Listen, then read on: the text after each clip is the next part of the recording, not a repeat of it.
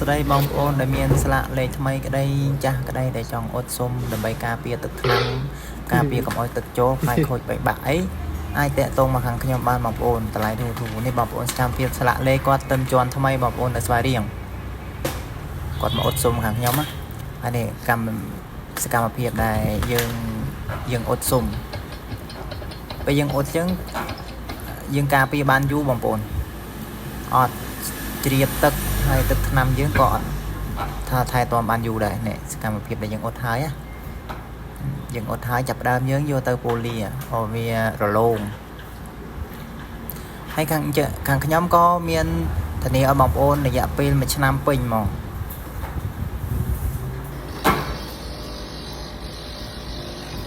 នេះបងប្អូនសកម្មភាពយើងពូលីទៅឡើងភ្លឺហ្មងបងប្អូន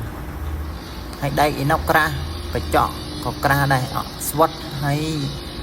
អត់ស្អាតពណ៌ទេបងប្អូនភ្លឺរហូត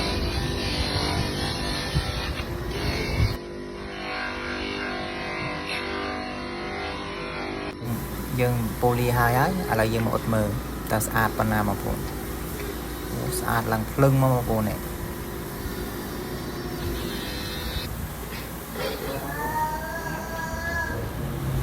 បងប្អូន